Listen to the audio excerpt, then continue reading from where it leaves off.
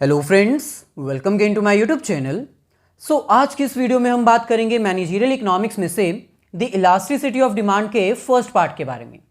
The elasticity of demand के इस first part में आज हम अंडरस्टैंड करेंगे कि आखिरकार इलास्टिसिटी ऑफ डिमांड होता क्या है, इलास्टिसिटी डिमांड कैसे कैलकुलेट की जाती है, इसका फॉर्मूला क्या है, और लास्ट में हम ये भी अंडरस्टैंड करेंगे कि आखिरकार इलास्टिसिटी ऑफ डिमांड कितनी कैटेगरीज में डिवाइड है, उसके कितनी टाइप्स हैं।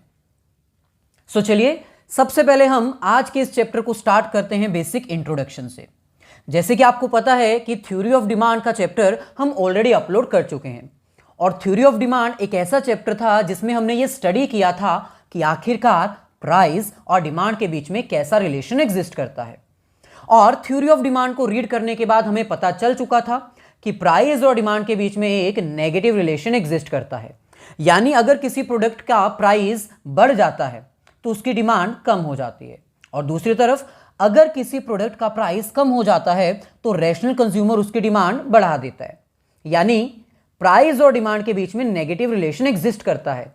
लेकिन इलास्टिसिटी ऑफ डिमांड में हमें यह फाइंड आउट करना है कि यह रिलेशन किस एक्सटेंट तक एग्जिस्ट करता है, क्योंकि थ्योरी ऑफ डिमांड हमें सिर्फ इतना बताता है कि प्राइस और डिमांड के बीच में नेगेटिव रिलेशन है।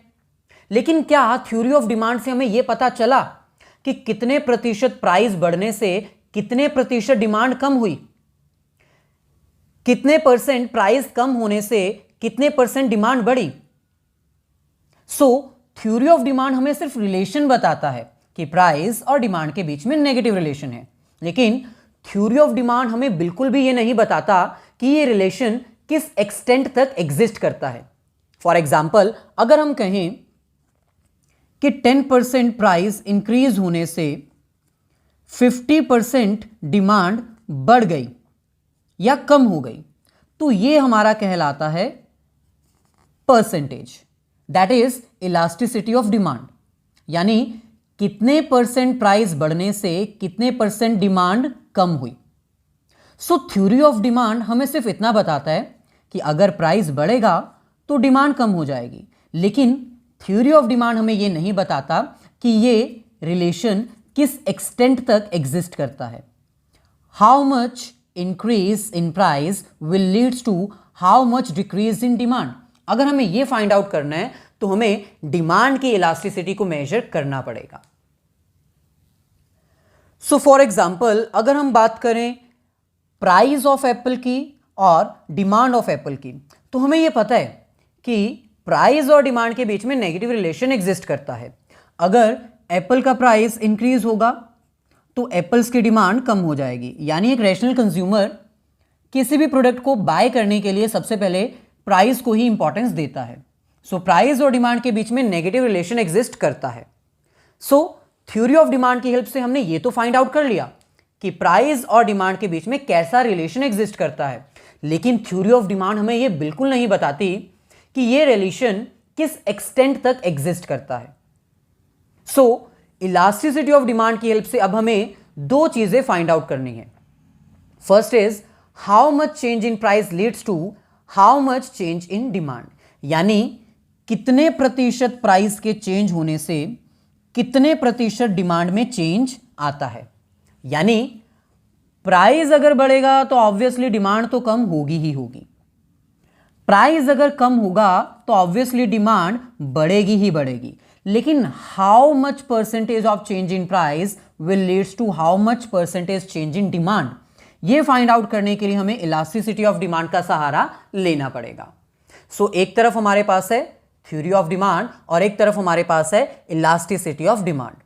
थ्योरी ऑफ डिमांड हमें सिर्फ रिलेशन बताता है और इलास्टिसिटी ऑफ डिमांड हमें उस रिलेशन को एक्सटेंड करता है और एक्चुअल कैलकुलेशंस करके फाइंड आउट करता है कि आखिरकार ये रिलेशन किस एक्सटेंट तक एग्जिस्ट करता है। फाइनली आफ्टर बेसिक इंट्रोडक्शन, अब हम इलास्टिसिटी ऑफ डिमांड या फिर प्राइस इलास्टिसिटी ऑफ डिमांड के मीनिंग को अंडरस्टैंड कर सकते हैं। जैसे कि अभी हमने डिस्कस किया, price elasticity of demand is a measure, basically it is a method, it is a tool which is used to calculate percentage change in demand due to percentage change in price।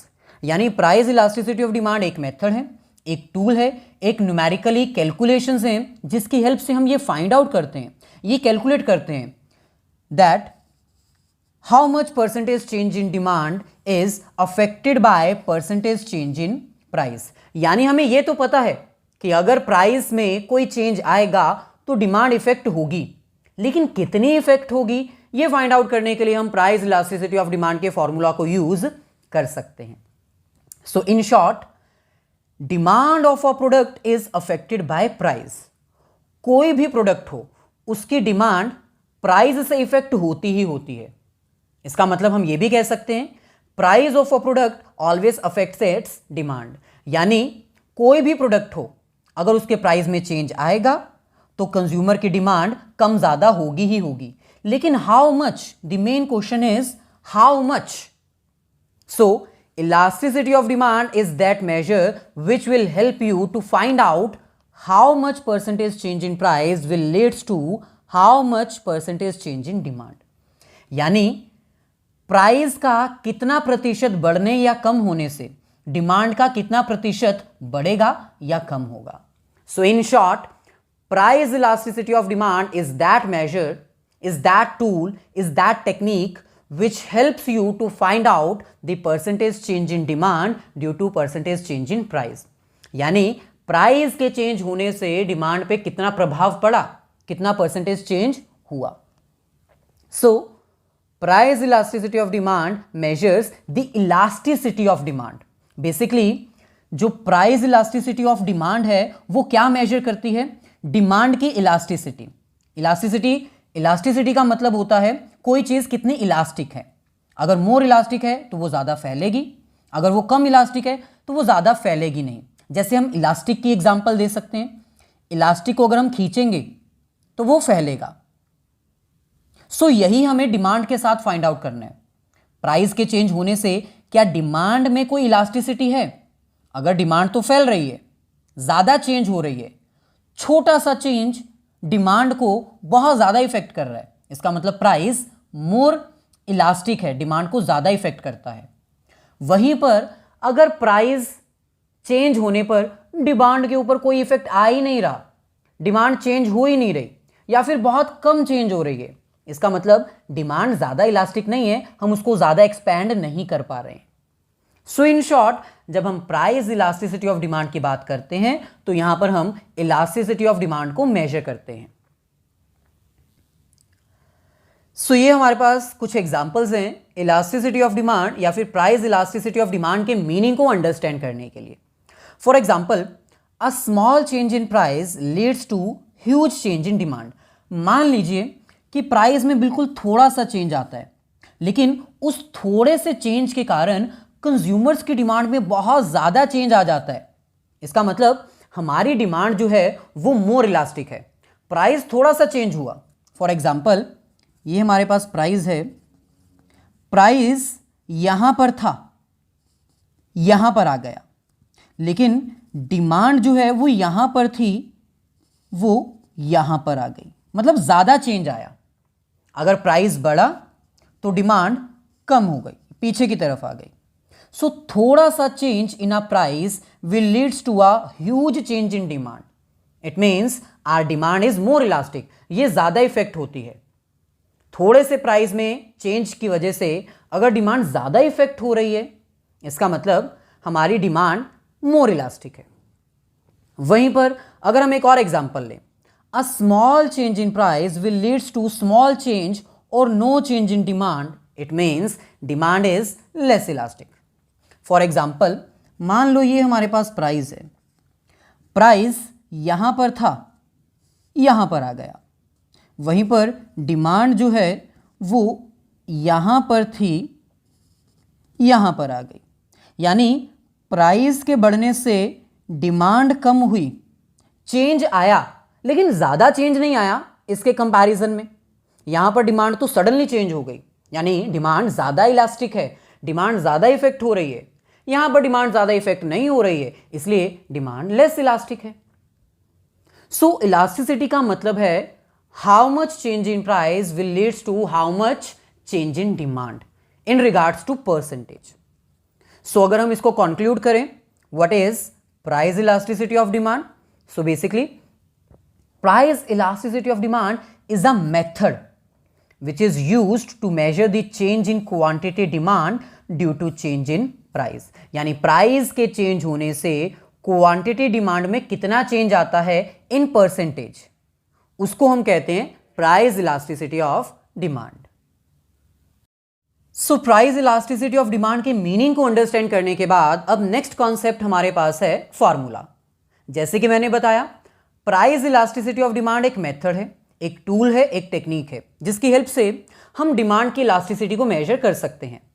सो उसको major करने के लिए obviously हमारे पास एक formula होना चाहिए और वो फॉर्मूला हमारे पास यहां पर है. Elasticity of demand is equals to percentage change in quantity demanded divided by percentage change in price.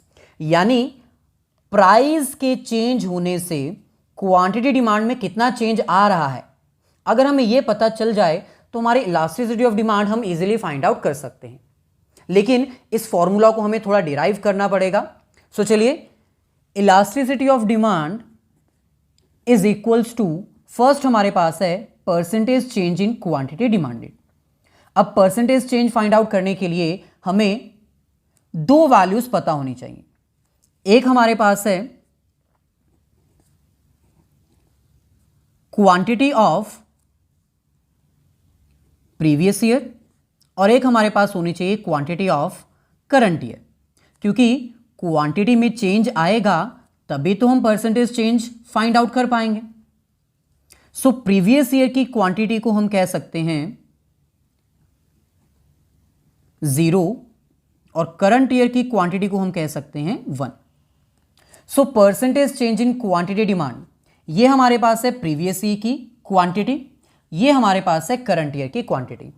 सो इसका फॉर्मूला हमारे पास आएगा quantity demand of current year minus quantity demand of previous year divided by quantity demand of previous year and multiply 100. क्योंकि हमें percentage find out करनी है इसलिए multiply by 100. यानी करंट ईयर की डिमांड कितनी है, प्रीवियस ईयर की डिमांड कितनी थी, और divided by previous year as a base multiply 100. So ये हमारे पास आएगा percentage change in quantity demanded. यानी क्वांटिटी डिमांड में कितना परसेंट चेंज आया. सिमिलरली अब हमें परसेंटेज चेंज इन प्राइस भी फाइंड आउट करना पड़ेगा और इसके लिए भी हमारे पास प्रीवियस ईयर का प्राइस और करंट ईयर का प्राइस होना चाहिए. इसकी परसेंटेज फाइंड आउट करने के लिए हमारे पास सेम कॉन्सेप्ट अप्लाई होगा.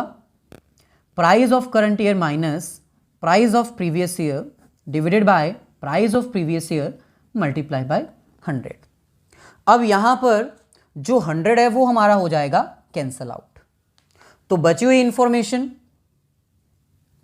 हम यहां पर राइट डाउन कर लेते हैं. Elasticity of demand is equals two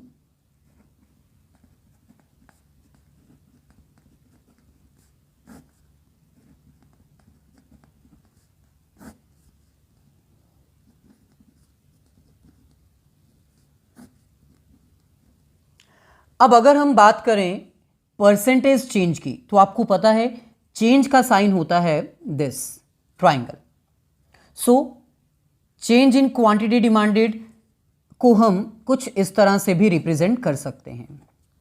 similarly change in price को भी हम इसी तरह से रिप्रेजेंट कर सकते हैं. और फाइनली जब इसको सॉल्व करेंगे, इलास्टिसिटी ऑफ डिमांड का फाइनल फॉर्मूला हमारे पास आएगा change in quantity divided by quantity.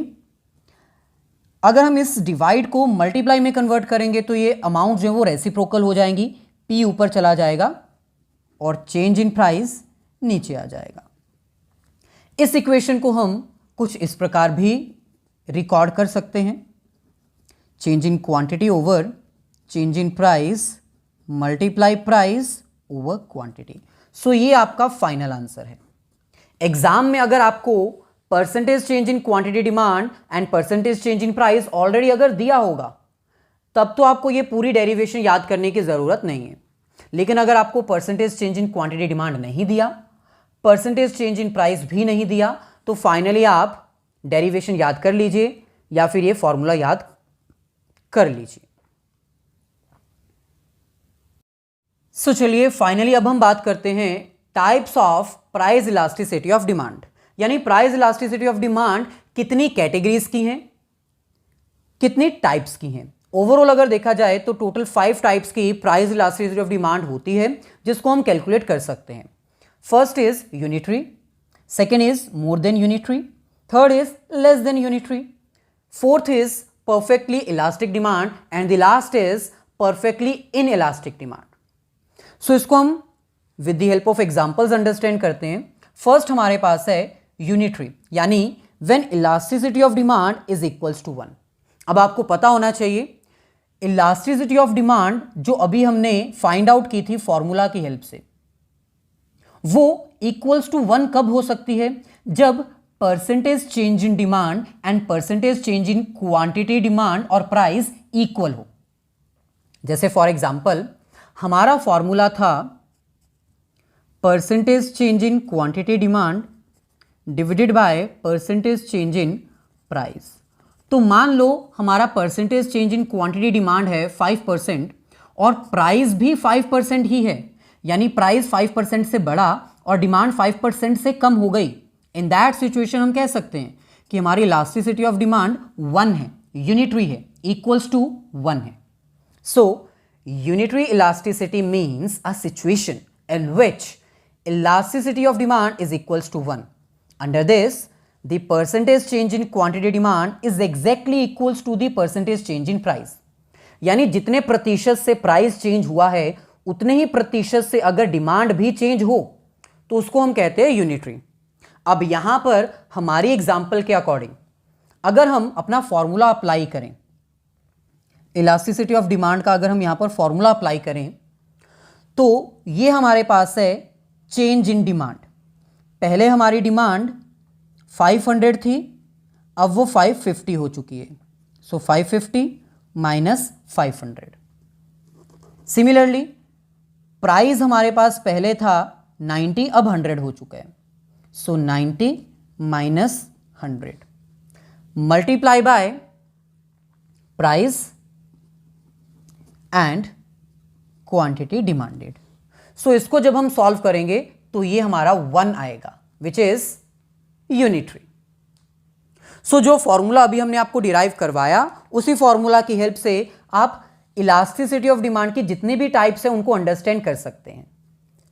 Change in quantity demand, change in quantity demand, then change in price, change in price, price over quantity, price 100 and quantity 500। So एक ऐसी situation जिसमें percentage change in quantity demand and percentage change in price equal हो, यानी जितने प्रतिशत से आपका price कम हुआ है अगर उतने ही प्रतिशत से आपकी डिमांड बढ़ जाए तो उसको हम कहेंगे elasticity of demand is unitary. So explanation, diagram and table, इसकी हेल्प से आप प्रॉपरली एक्सप्लेन कर सकते हो types of price elasticity of demand. So ऐसे ही सेकेंड हमारे पास है when elasticity of demand is more than unitary. Unity का मतलब एक होता है, 1 होता है। So when elasticity of demand is more than 1, ये एक ऐसी सिचुएशन है जिसमें प्राइस के कंपैरिजन में चेंज इन क्वांटिटी डिमांड ज्यादा है, यानी अगर आपका प्राइस कम वैल्यू से चेंज हो लेकिन डिमांड ज्यादा वैल्यू से चेंज हो जाए तो उसको हम कहते हैं elasticity of demand is more than 1। For example formula हमारे पास है percentage change in quantity demand over percentage change in price. मान लीजिए आपकी क्वांटिटी डिमांड चेंज हो जाती है 10% से और प्राइस आपका चेंज हो जाता है 5% से। इन दैट सिचुएशन आपका आंसर आएगा 2 विच इज मोर देन 1। सो एक ऐसी सिचुएशन जिसमें percentage change in quantity demand ज्यादा हो as compare to percentage change in price, तो उसको हम कहते हैं मोर देन यूनिटरी, यानी आपकी डिमांड ज्यादा इफेक्ट हो रही है प्राइस के कंपैरिजन में, इसलिए वो ज्यादा इलास्टिक है। इसको भी हम अंडरस्टैंड कर सकते हैं with the help of table and diagram. So ये हमारे पास है प्राइस और ये हमारे पास है डिमांड। अगर हम इसको फॉर्मूला की हेल्प से सॉल्व करें तो फर्स्ट ऑफ ऑल हमारी क्वांटिटी डिमांड 700 से हो गई 500 और प्राइस में चेंज कितना आया 80 से ये हो गया 100 मल्टीप्लाई बाय प्राइस जो कि 100 था और डिमांड जो कि 500 था। जब हम इसको सॉल्व करेंगे तो हमारा आंसर आएगा 2। यहां पर आपको नेगेटिव साइन एक तरह से इग्नोर करना है क्योंकि आपको पता है प्राइस और डिमांड के बीच में नेगेटिव रिलेशन ही होता है। सो आपको यहां पर माइनस लिखने की जरूरत नहीं है। सो यहां पर हमारी elasticity of demand is more than 1। सो यहां पर आप देख सकते हो प्राइस में थोड़ा सा चेंज आया लेकिन डिमांड में ज्यादा चेंज आया। So when the change in demand is more then the change in price तो उसको हम कह सकते हैं elasticity is more than 1। Similarly हम थर्ड केस को भी अंडरस्टैंड कर सकते हैं। थर्ड केस हमारे पास है when elasticity of demand is less than unitary, that is less then 1।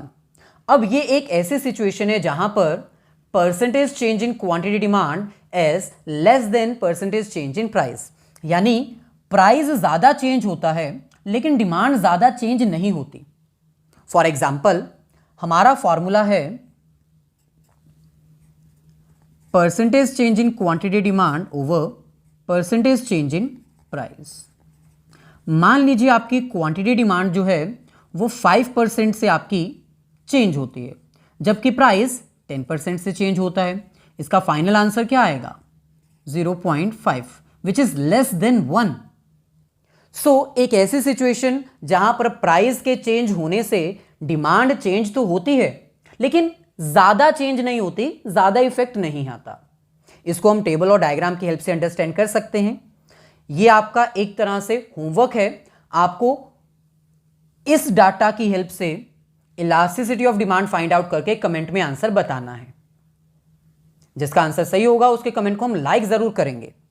सो यहां पर आप देख सकते हो प्राइस जो है वो हमारा ज्यादा चेंज हुआ है, 100 से 180 हुआ है, जबकि डिमांड 1000 से 800 हो गई है। सो प्राइस के बढ़ने से डिमांड कम हुई है लेकिन प्राइस ज्यादा चेंज हुआ है जबकि डिमांड कम चेंज हुई है। सो यहां पर हमारी elasticity of demand is less then 1। सो ऐसे ही फोर्थ केस हमारे पास है when elasticity of demand is infinity, it means perfect elastic demand.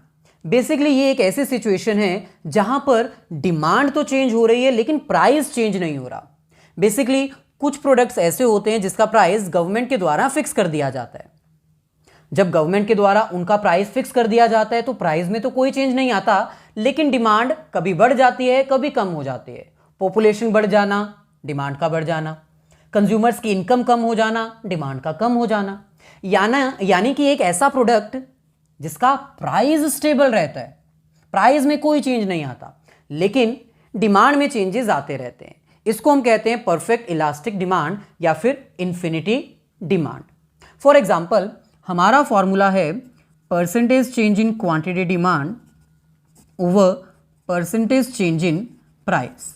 अब यहां पर मान लो हमारी डिमांड जो है वो 10% से इंक्रीज हो जाती है लेकिन प्राइस में कोई चेंज नहीं आता। So any number divided by 0 will be infinity, यानी डिमांड जो है वो चेंज होती रहेगी, हम इसको मेजर कर ही नहीं सकते हैं, it is infinity. So perfect elastic demand, it is that situation in which there is change in demand but there is no change in price। ये एक ऐसी सिचुएशन है जहां पर प्राइस तो चेंज नहीं हो रहा लेकिन डिमांड जरूर चेंज हो रही है। हम इसको अंडरस्टैंड कर सकते हैं with the help of table and diagram. यहां पर आप देख सकते हो हमारी जो प्राइस की लाइन है, प्राइस की जो कर्व है वो बिल्कुल स्ट्रेट है, parallel to X axis, horizontal to X axis. लेकिन डिमांड कर्व जो है वो हमारी वो आगे की तरफ शिफ्ट हो चुकी है। सो ये एक ऐसी सिचुएशन है जिसको हम कह सकते हैं कि प्राइस में तो कोई चेंज नहीं आ रहा लेकिन डिमांड फिर भी कंटिन्यूसली बढ़ती ही जा रही है। ऐसे ही लास्ट सिचुएशन हमारे पास है परफेक्ट इन इलास्टिक डिमांड, यानी एक ऐसी सिचुएशन जहां पर इलास्टिसिटी ऑफ डिमांड अवेलेबल है ही नहीं, बिल्कुल जीरो है, बिल्कुल नील है। ये एक ऐसी सिचुएशन है जिसमें प्राइस तो चेंज हो रहे हैं लेकिन डिमांड के ऊपर कोई इफेक्ट नहीं आ रहा। जैसे फॉर एग्जांपल कुछ ऐसी मेडिसिन जिनकी कंजम्पशन करना इंपॉर्टेंट है, सो उनका प्राइस चाहे बढ़ता रहे लेकिन डिमांड कम नहीं होती। ये हमारे पास एग्जांपल गिवन है, एक मेडिसिन है जिसका प्राइस 100 से 200, 200 से 300 हुआ लेकिन उसकी कंजम्पशन कम नहीं हो रही है। प्राइस बढ़ रहा है लेकिन कंजम्पशन कम नहीं हो रही है, यानी ये एक ऐसी मेडिसिन है जो चाहिए ही चाहिए सर्वाइव करने के लिए। सो ये एक ऐसी सिचुएशन है जहां पर प्राइस तो चेंज हो रहा है लेकिन डिमांड चेंज नहीं हो रही। हम इसको अंडरस्टैंड कर सकते हैं अपने फॉर्मूला की हेल्प से। फॉर्मूला हमारा है percentage change in quantity demand over percentage change in price. मान लीजिए कि आपका प्राइस जो है वो 10% से इंक्रीज हो जाता है लेकिन डिमांड में कोई चेंज नहीं आता। So any number with zero comes to be zero also. अगर हम जीरो को किसी भी नंबर से डिवाइड करें वो जीरो ही आएगा। So there is no elasticity, demand will stay constant. आपकी डिमांड जो है वो बिल्कुल कांस्टेंट है। सो ये हमारे पास डायग्राम भी गिवन है। डायग्राम में हमारी जो डिमांड कर्व है वो बिल्कुल पैरेलल है वाई एक्सिस के, ये बिल्कुल वर्टिकल है वाई एक्सिस के, यानी डिमांड कर्व चेंज नहीं हो रही है लेकिन हाँ प्राइस हमारा जरूर चेंज कर रहा है। सो ये था हमारा आज का लेक्चर जिसमें हमने आपको इलास्टिसिटी ऑफ डिमांड के मीनिंग, फॉर्मूला और टाइप से इंफॉर्मेशन प्रोवाइड की। अगर वीडियो अच्छी लगी है तो प्लीज इसको लाइक और अपने सभी फ्रेंड्स के साथ शेयर जरूर कर दीजिएगा ताकि कुछ भला आपके फ्रेंड्स का भी हो जाए।